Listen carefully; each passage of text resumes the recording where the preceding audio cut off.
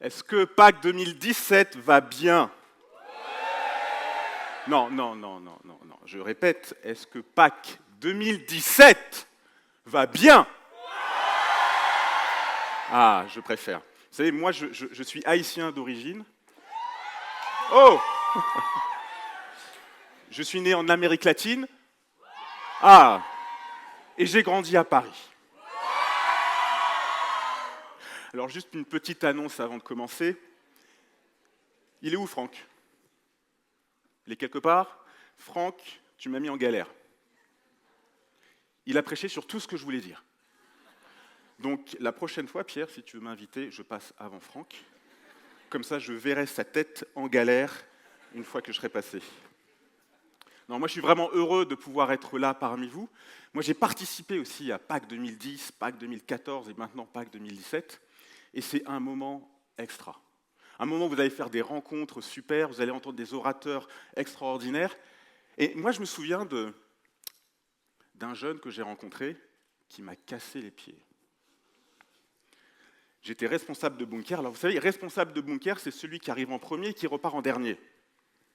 C'est celui qui s'assure qu'il n'y a personne de caché quelque part le matin, parce qu'il n'a pas envie d'y retourner. Et moi, je me souviens de ce jeune qui est arrivé en retard le premier soir, et il arrive. Alors moi, j'attends d'aller me coucher, mais je ne peux pas puisque je suis responsable. Et il arrive en me disant, au fait, les serviettes et le couchage, c'est où? Et je lui dis, non mais tu te crois à l'hôtel là? Non mais sérieusement, t'es venu sans tes affaires? Bah non, moi j'ai juste mon sac à dos, j'ai de quoi écrire et puis j'ai mes vêtements qui sont là quoi. T'as pas lu les mails? Non, je les lis pas les mails. Pâques, à Genève, bunker, ça t'a pas dit quelque chose? Et donc on se met en quatre pour lui trouver un sac de couchage, pour lui trouver des serviettes et tout le tout-team.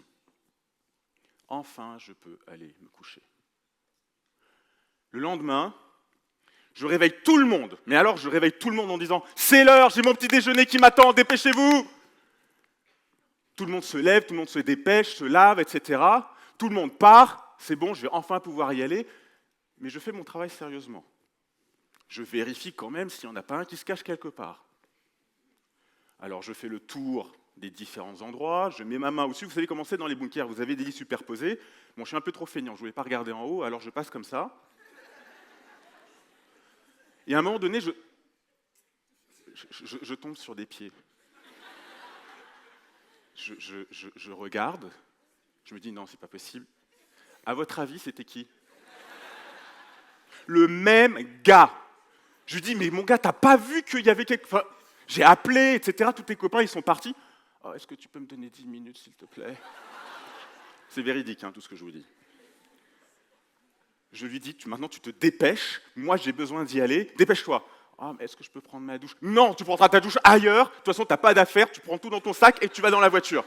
Il est monté dans la voiture en caleçon. Manque de bol, le petit déjeuner était déjà passé. Oui, je sais. Pour moi, le petit déjeuner, c'est sacré. C'est sacré. Et je me souviens du dernier jour où il est venu me dire au revoir, et moi c'était bon débarras. Vous savez ce qui s'est passé 6 mois plus tard? 6 mois plus tard, je commence un nouveau stage en tant que pasteur. Attendez. Je mets mes plus beaux vêtements, parce que c'est mon premier dimanche et je veux accueillir les gens. Alors je suis à l'entrée de l'église. Bonjour, enchanté, je suis le pasteur stagiaire. Bonjour, enchanté, je suis le pasteur stagiaire, je m'appelle Harry. Et là, au loin, je vois ce gars grand et nonchalant commencer à s'approcher. Et là, d'un seul coup, j'ai un souvenir qui me revient. Et en fait, vous ne savez pas encore, vous dites, ça, c'était pas un bon souvenir. Et là, d'un seul coup, vous voyez le visage, et il arrive en disant, je te connais, toi! T'es le gars de l'hôtel!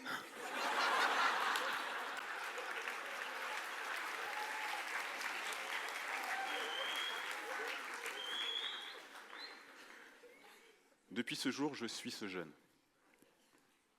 On se voit tous les mardis. Et je l'accompagne dans son cheminement avec Dieu. En fait, c'est une rencontre qui était inattendue, qui a débouché sur quelque chose d'extraordinaire, sur une véritable relation. Et aujourd'hui, j'ai vraiment ce plaisir de pouvoir le connaître et de l'accompagner, pour qu'il puisse apprendre à connaître Jésus-Christ. Moi, je vais vous parler d'une autre histoire et d'une autre rencontre encore plus extraordinaire. Une histoire où jamais on n'aurait parié un copec sur cette rencontre et sur les suites qui allaient l'accompagner. Si vous avez votre Bible, je vous invite à prendre l'évangile de Marc, au chapitre 2, et on va lire des versets 13 au verset 17. Marc. Alors si vous avez la même Bible que moi à 1,50 €, ce sera à la page 644.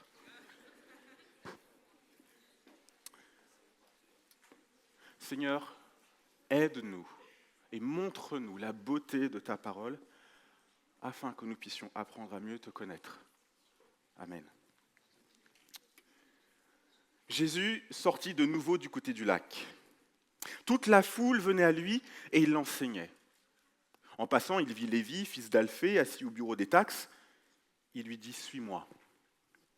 Lévi se leva et le suivit. Comme Jésus était à table dans la maison de Lévi, beaucoup de collecteurs d'impôts et de pécheurs se mirent aussi à table avec lui et avec ses disciples, car ils étaient nombreux à le suivre. Le voyant manger avec les collecteurs d'impôts et les pécheurs, les spécialistes de la loi, les pharisiens, dirent à ses disciples, « Pourquoi mange-t-il avec les collecteurs d'impôts et les pécheurs ?»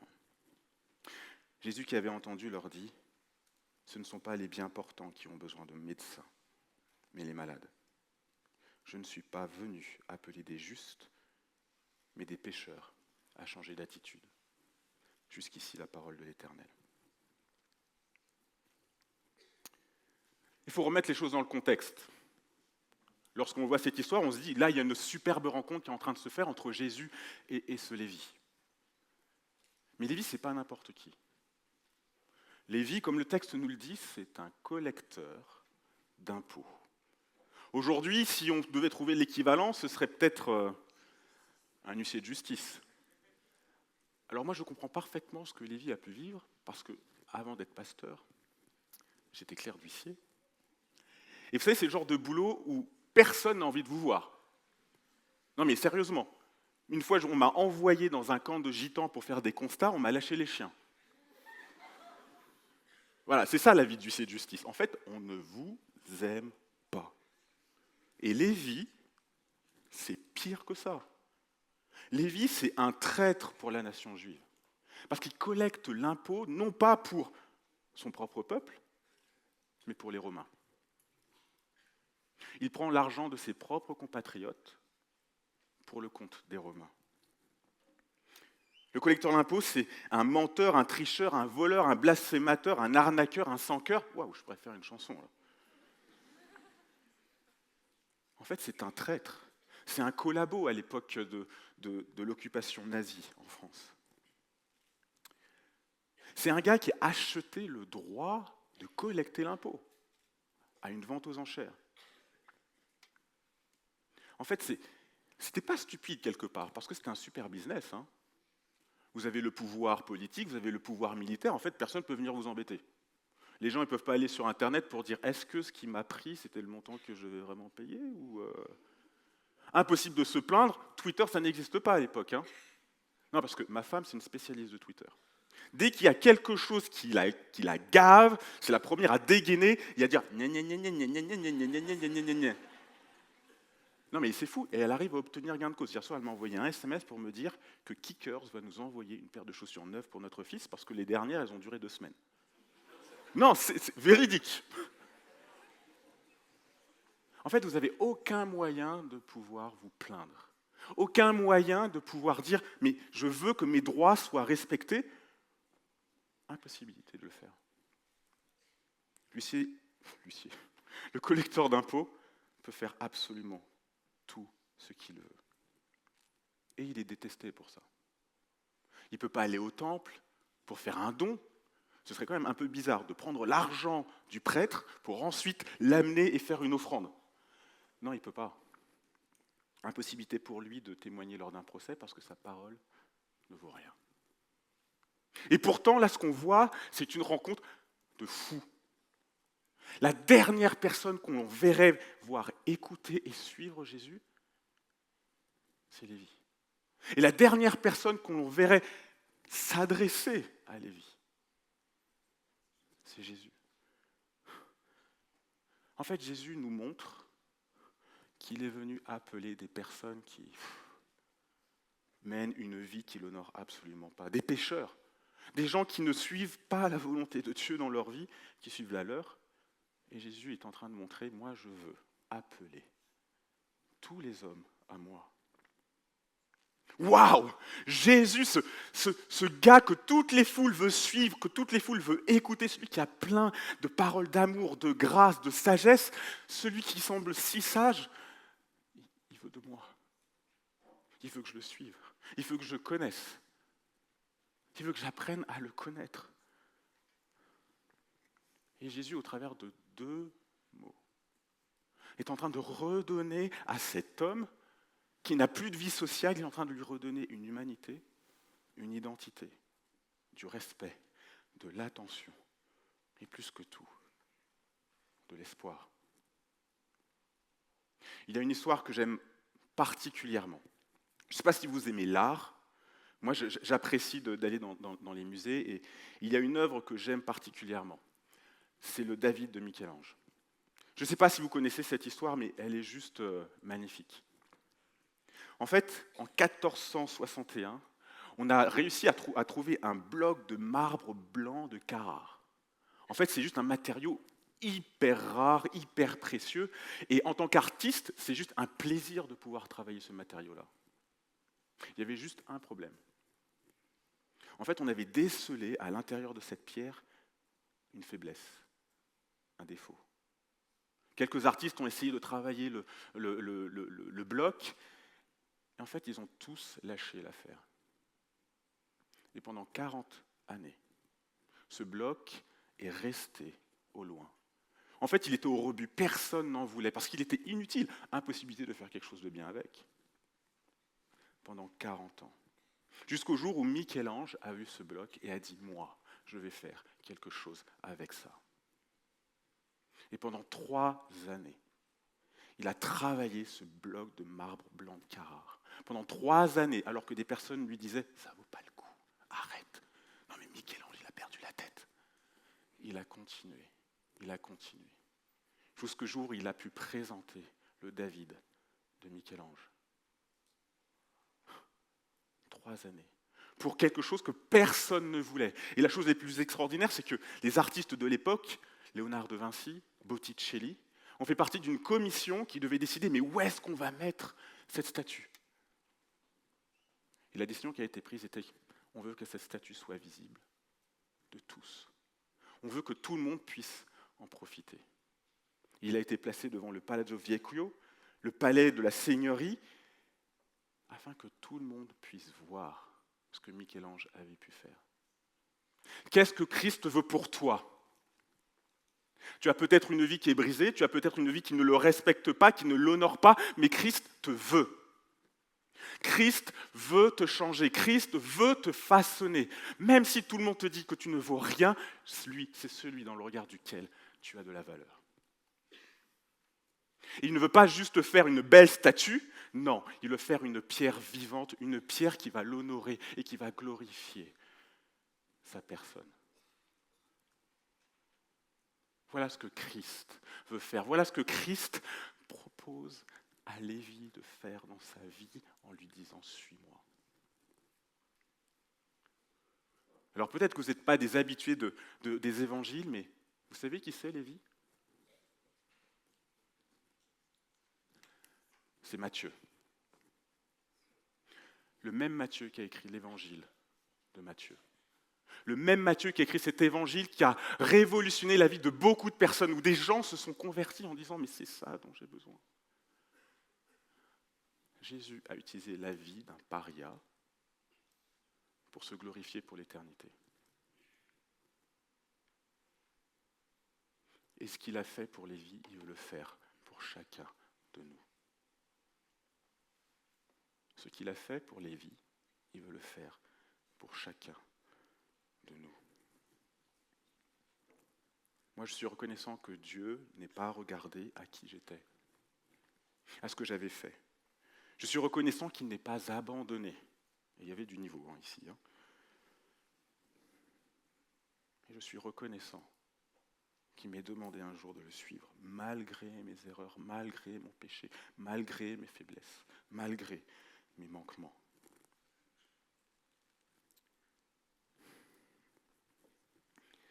Tout à l'heure, on a eu une superbe bonne discussion dans le groupe dans lequel j'étais. Et je sais que pour certains d'entre vous qui n'avaient pas encore fait ce pas avec Christ, peut-être que vous vous dites, j'attendrai quand je serai plus mûr. Ou, oh, tu sais, j'ai encore un petit peu de temps, je verrai avec Christ plus tard. Christ appelle Lévi maintenant. C'est maintenant qu'il lui propose de l'accompagner, de le connaître, de le transformer, de le changer, de le façonner, de faire de lui une œuvre d'art. Ce n'est pas demain, mais c'est maintenant, c'est aujourd'hui, c'est tout de suite que l'invitation, en fait, elle se présente à vous. Si aujourd'hui, le Seigneur est en train de vous parler, s'il vous plaît, ne lui fermez pas la porte, mais accueillez-le. Vous avez remarqué où est-ce que Christ va chercher Lévi ? À son bureau des taxes. En fait, Jésus va le chercher exactement à l'endroit qui symbolise la distance de Lévi avec Dieu, à l'endroit qui symbolise le péché de Lévi. Il va le chercher exactement là où il se trouve. Jésus sait très bien qui il est. Il n'a pas besoin il sait. Vous n'avez pas besoin de porter de masque en essayant de paraître mieux que ce que vous êtes. Jésus sait absolument tout de vous et il veut quand même de vous.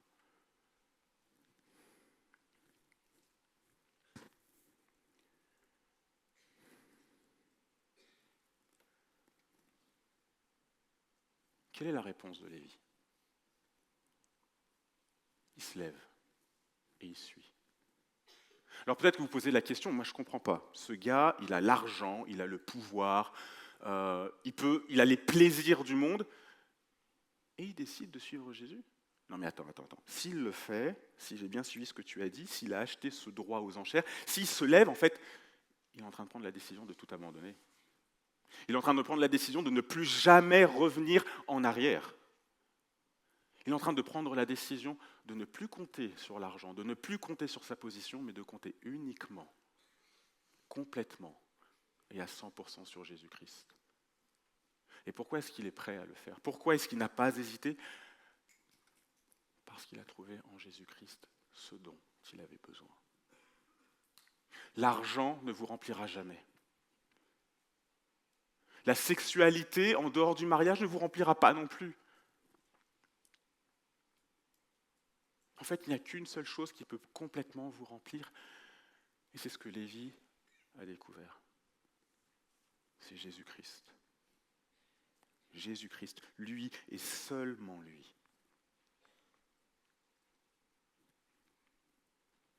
Alors vous allez me dire, oui, mais c'est pas facile, Harry. Là, tu nous demandes de faire un choix qui est difficile, qui n'est pas évident. Je vais vous donner un encouragement.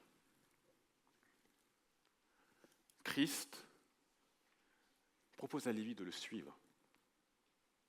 S'il le suit, ça veut dire que Jésus sera devant lui. S'il le suit, ça veut dire que Jésus saura exactement de quoi il aura besoin.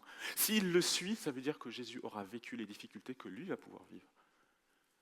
Mais il vivra aussi les mêmes victoires en Jésus-Christ. Jésus est devant nous, pour nous. Et il nous invite à le suivre. C'est lui qui prendra des balles. C'est lui qui vous aidera. C'est lui qui vous portera.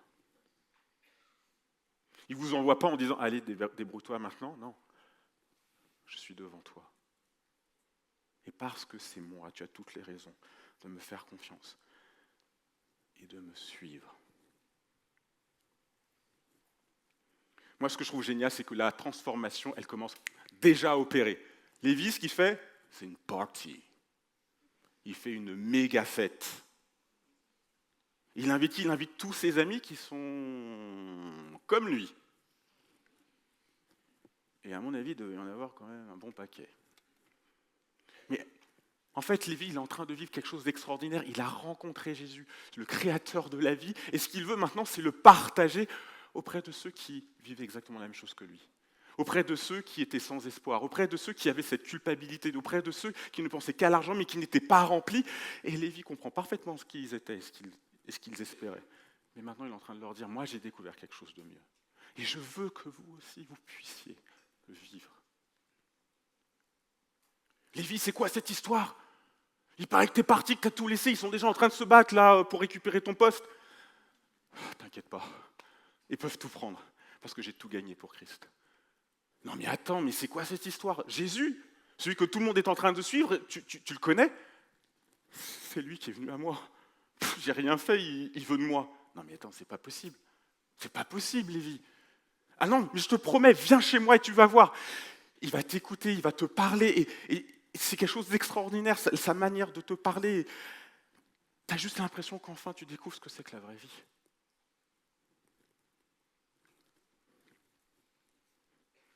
Lévi est déjà devenu un témoin. Il n'a pas fait l'IBG, il n'a pas lu je ne sais pas combien de bouquins. Alors je ne suis pas en train de dire qu'il ne faut pas le faire. Hein. C'est très bien, c'est très bien. Mais là où il en est, avec ce qu'il a compris, avec ce qu'il a vécu, il veut tout simplement le témoigner. Je sais qu'en tant que jeune, des fois, vous vous dites « Ah, quand je serai plus grand, ah, quand je serai plus… » Mais vous pouvez déjà dire ce que Jésus-Christ a fait dans votre vie. Et comme pour Lévi, ça peut avoir un impact dans la vie de ceux qui sont près de vous. De voir l'authenticité de cette transformation, de ce changement de vie. Ah, les pharisiens. Ah, bon, en général, on fait « Bouh ! Bouh ! Bouh !» Il y en a un qui suit. Alors en général, quand les pharisiens ils arrivent, c'est jamais bon signe. Alors si tu ne sais pas ce que c'est qu'un pharisien et pas un parisien, parce que je l'ai déjà entendu, donc un pharisien, en fait c'est ceux qui vivent une vie, comment je pourrais dire, au-delà de la piété à laquelle on pourrait s'attendre. En fait, ce sont des gens qui… En fait, ils vont au-delà des choses qu'ils devraient faire, juste pour être sûrs de bien faire les choses. Je vous donne un exemple. La loi enseignait que voilà, il ne fallait pas travailler pendant le sabbat. Alors eux, ils prenaient ça vraiment, vraiment de manière très stricte. Hein. Alors par exemple, le jour du sabbat, il ne fallait pas cracher par terre. Pourquoi? Est-ce que quelqu'un connaît la réponse? Ah, il a levé le doigt, mais il le baisse. Non, ok, bon, c'est pas grave. Parce qu'en fait, si tu craches par terre et que tu marches dessus, tu es en train de labourer. Tu es un agriculteur. Ah oui. Attendez, j'en ai une autre. Alors, il fallait retirer tous les miroirs le jour du sabbat, parce que, enfin, tous les trucs qui pouvaient refléter ton visage, parce que si tu avais une barbe comme moi et que tu passais devant, tu pouvais avoir la tentation de « Oh, ce poil-là, il faudrait que je le retire. » Pouf.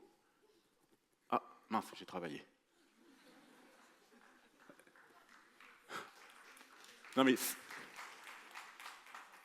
c'était au-delà de tout ce que… Voilà, au-delà de juste de la sagesse. Et là, on les voit, ces gars-là. Donc évidemment, pour eux, ils sont la crème de la crème. Il faut faire comme moi. Mais Jésus, qu'est-ce que tu fais avec eux, là? Non, mais c'est avec nous qu'il faudrait que tu sois. Non, mais tu nous as pas remarqué, là, déjà, là T'as vu comment on fait les choses bien? Et tu préférerais être avec les collecteurs d'impôts? Le problème des pharisiens, c'est qu'ils rajoutent un poids supplémentaire sur les gens. Comment est-ce que je peux arriver à ce degré de sainteté? C'est pas possible. J'ai besoin de cracher de temps en temps quand même.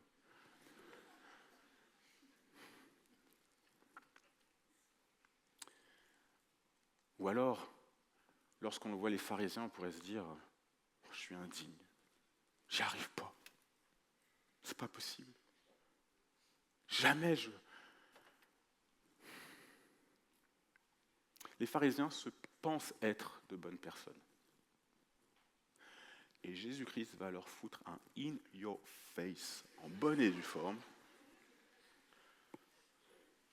Il va les casser, direct. Ce ne sont pas les bien portants qui ont besoin de médecins, mais les malades.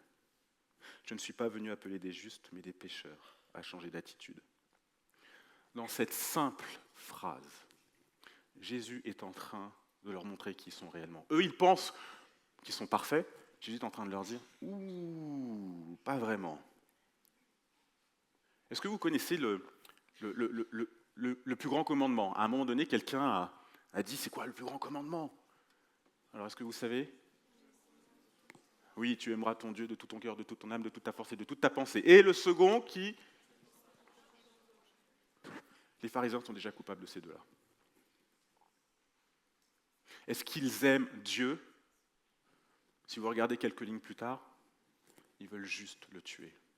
Ils ne le reconnaissent pas, ils ne reconnaissent pas son autorité, ils ne veulent pas avoir de relation avec lui. Est-ce qu'ils aiment leur prochain? Ouh, pas vraiment.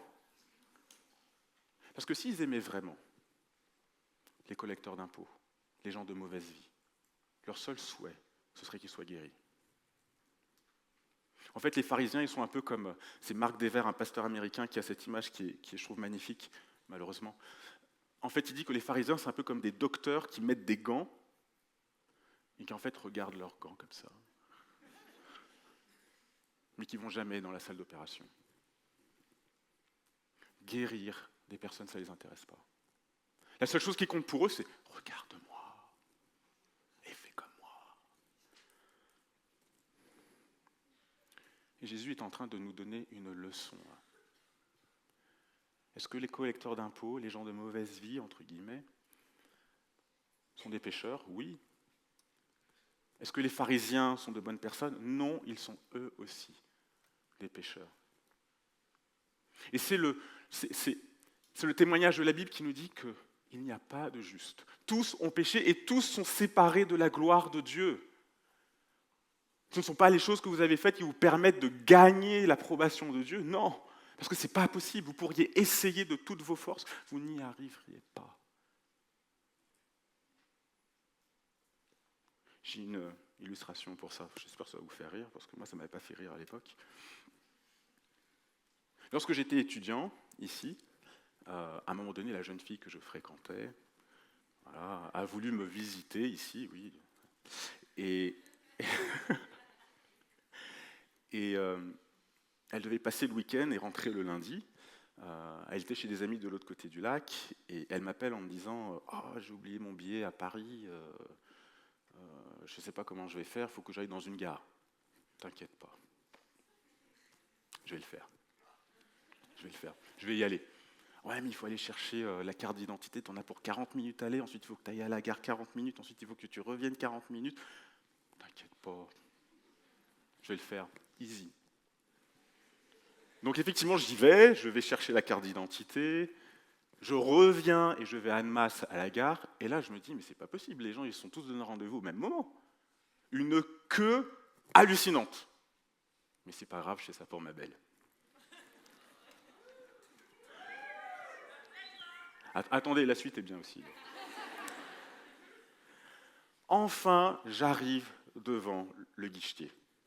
Et là, je lui dis, je viens, ma presque fiancée, elle a oublié son billet, et voilà, est-ce que je pourrais avoir son billet? J'ai son numéro de dossier, j'ai sa carte d'identité, j'ai absolument tout.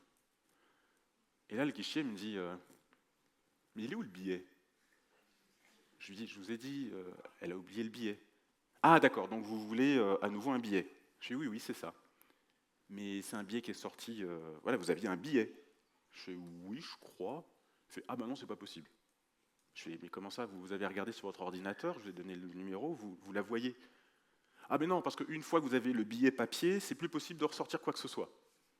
Je lui dis, mais avec tous vos ordinateurs, Internet. C'est pas possible. Non, monsieur, c'est pas possible. Alors, par contre, si vous voulez, vous pouvez le racheter. Attendez. Vous me proposez de racheter le billet qu'on a déjà acheté. Oui, c'est ça. C'est combien? 120 €.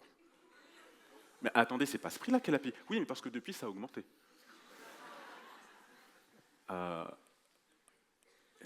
Écoutez, j'ai un peu de mal à comprendre. Réexpliquez-moi. Je veux un billet que ma fiancée a oublié à Paris. Vous, ici, vous ne pouvez pas me le donner, mais je peux le racheter. Oui, c'est ça. Mais non, mais c'est pas possible, il doit y avoir une solution. Et là, il me dit, mais pourquoi elle a oublié son billet d'abord? Et je lui dis, mais la question n'est pas là.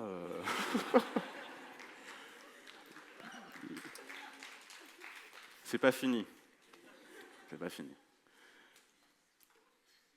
À un moment donné, je me dis, bon, je suis un chevalier servant. Je commence à sortir mon portefeuille. J'avais pas trop d'argent sur le compte bancaire. Mais je m'étais dit, pour elle, voilà. Je commence à sortir ma carte et je dis, bon, bah, écoutez, je vais racheter le billet. Il me fait, d'accord, ok, pas de souci. Alors, le même, hein. Je fais, oui, bah oui, tant qu'à faire, on reprend le même. Et donc, il commence à tapoter, tac, tac, tac, tac, tac, tac, tac, tac, tac, tac, tac, tac. Et ensuite, il me dit, bon, bah écoutez, c'est bon, 120 €, retour dimanche matin. Je fais, non, je vous ai dit lundi. Ah non, monsieur, votre billet, c'était dimanche matin. Ma femme s'était trompée de jour. Elle avait pris un billet pour le mauvais jour.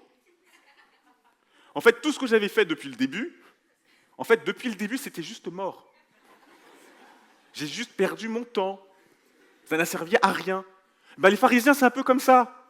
Ils croient que par leur propre justice, par les choses qu'ils vont faire, ils vont pouvoir obtenir le salut. Mais en fait, ils n'ont pas compris que non. Parce qu'il n'y a qu'une seule chose qui vous donne l'assurance du salut. C'est Christ dans votre vie. Il n'y a qu'une seule chose qui vous assure que vous passerez l'éternité avec lui. C'est de savoir, est-ce que vous avez accepté ce Jésus dans votre vie? Que vous avez accepté que lui paye pour vous? Que vous avez accepté que lui aille acheter ce ticket que vous ne pouvez pas avoir pour vous? Ce n'est pas par vos forces. Ce n'est pas par les belles choses que vous pouvez faire. Mais c'est uniquement par grâce que Dieu sauve. C'est par grâce que vous êtes sauvés. Par le moyen de la foi en Jésus-Christ. Cela ne vient pas de vous, c'est le don de Dieu. Et c'est intéressant, hein? Matthieu, ça veut dire don de Dieu.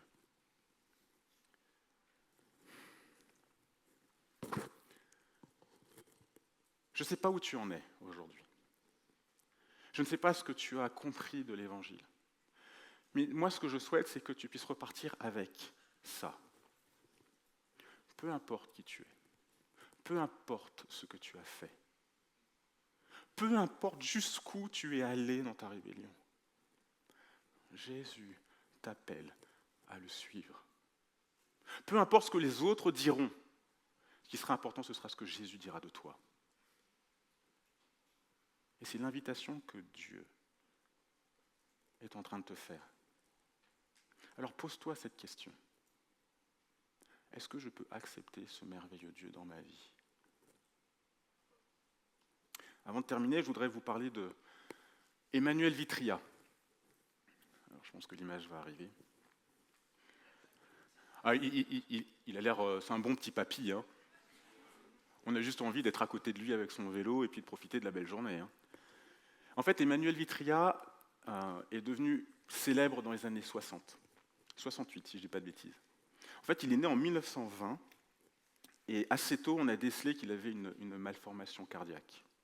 Alors en 1920, évidemment, la technique n'était pas aussi évoluée qu'aujourd'hui. Et en fait, il a vécu pendant des années avec une épée de Damoclès au-dessus de sa tête. À n'importe quel moment, il pouvait mourir.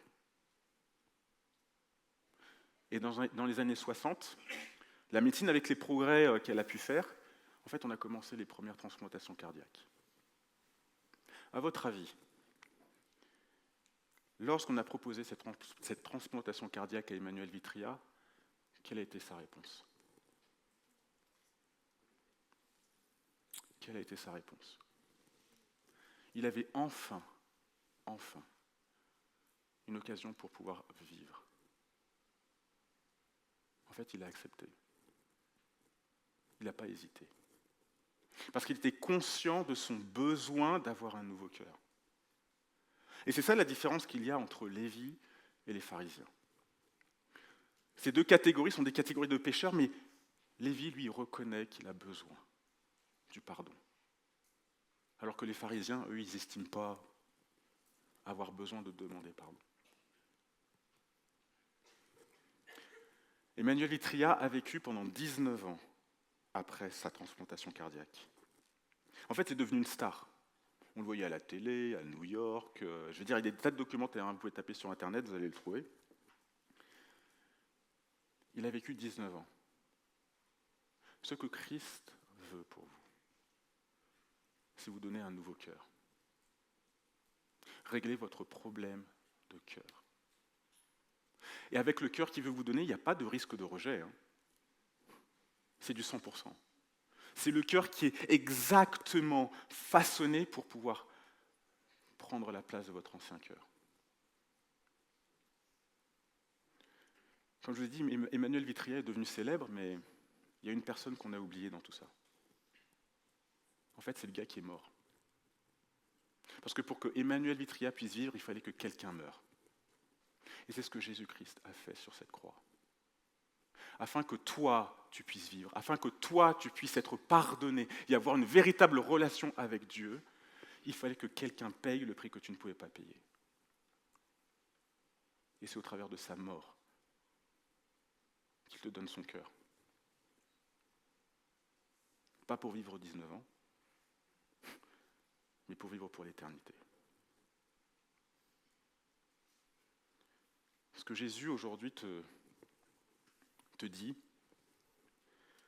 c'est: est-ce que tu veux que je te donne mon cœur? Je te le dis tout de suite, tu n'as rien fait pour le mériter, mais je te le donne parce que je t'aime, parce que je veux te changer. Je te veux maintenant. Je te veux tel que tu es. Et je veux faire de toi un chef-d'œuvre. Je vous invite à baisser vos têtes.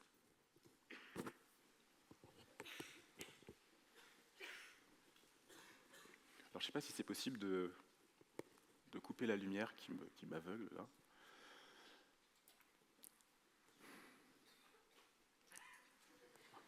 Alors après, maintenant, on ne voit plus rien.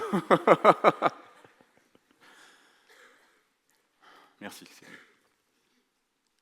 Comme j'ai dit, je ne sais pas qui tu es. Je ne sais pas ce que tu es. Moi, la seule certitude que j'ai, c'est que nous avons tous besoin de ce nouveau cœur. Certains d'entre vous, vous l'avez déjà. Et je suis heureux et je m'en réjouis. D'autres n'ont peut-être pas encore fait ce choix. Ce matin, Jésus te pose cette simple question. Est-ce que tu veux me suivre? Est-ce que tu veux recevoir ce cœur que je veux te donner? Tu veux savoir à quel point je t'aime? Regarde à la croix. Tu veux voir à quel point ton péché était affreux? Regarde à la croix. Mais sur cette croix, ce que tu verras, c'est moi, les bras grands ouverts qui te présentent mon cœur.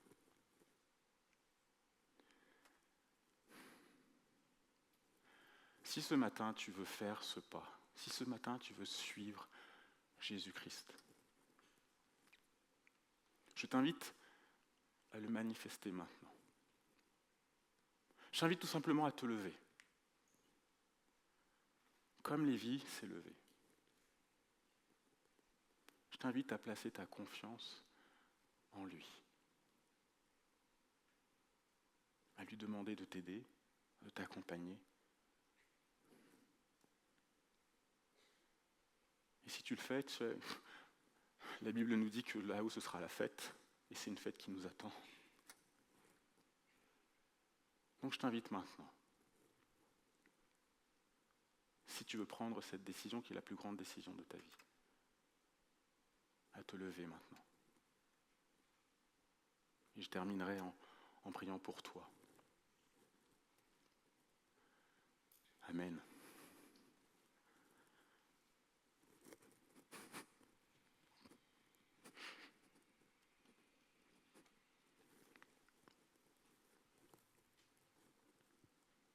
Amen. Amen.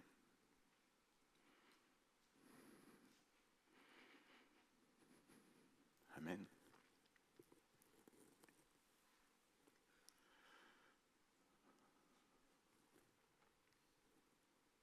Amen.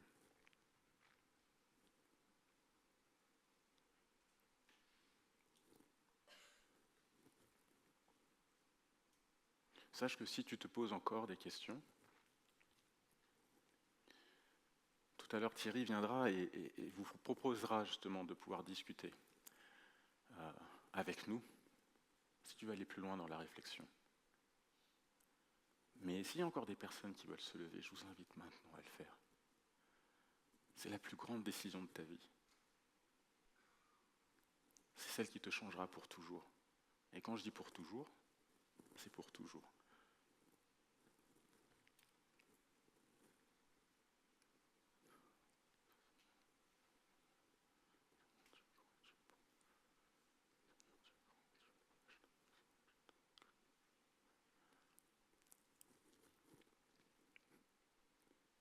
Seigneur, je veux te remettre ces jeunes qui ont fait ce pas de te suivre et de te faire confiance. Merci pour ces vies qui sont passées de la mort à la vie. Merci pour ces vies que tu vas utiliser pour ta gloire. Merci pour le témoignage de ces jeunes qui, je crois, va transformer la face de notre monde. Je te demande de les accompagner, je te demande de les entourer de ton amour à chacun de leurs pas. Qu'ils puissent avoir ce désir de te suivre jusqu'à la fin. Amen.